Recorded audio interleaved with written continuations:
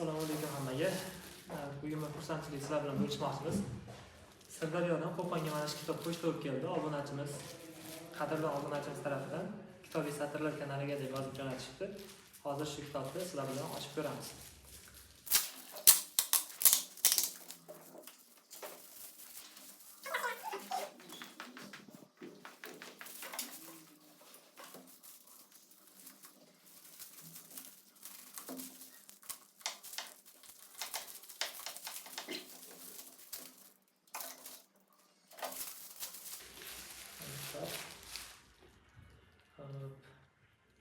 Haqiqat manzillari kitobi ekan.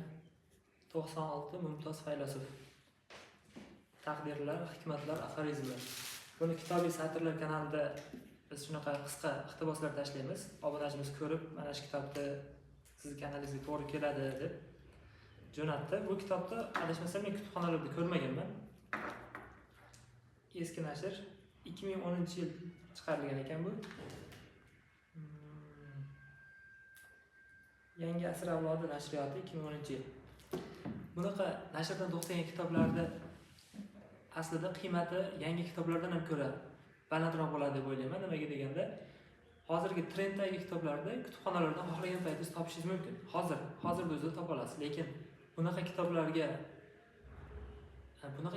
tarixini eshitib qolib turib, kimdandir qidirsangiz, katta ehtimol bilan kutubxonalardan topa olmasligingiz mumkin. Eski nashr kitoblar sotuvda bo'lmaydi, odatda qo'lga chiqib ketgan bo'ladi. Kimdandir topib o'zidan olasiz yoki qidirib ancha sarson bo'lasiz. Ana shuning uchun ham bu eski nashr kitoblarning qiymati yana ham balandroq. O'zi aslida sovg'a bergan odam hech qachon odamning esidan chiqmaydi. Ayniqsa u kitob bo'lsa, ortida ovoragarchilik, boshqa narsalar bor. Ayniqsa sovg'a bergan odamning sovg'asini donasi yoki narxi emas, undagi e'tibor, qiymat beradi sovg'aga. Shuning uchun obunachimizga katta rahmat. O'qishlari, ishlariga rivoj, sog'lik, salomatlik tilaymiz. Katta rahmat.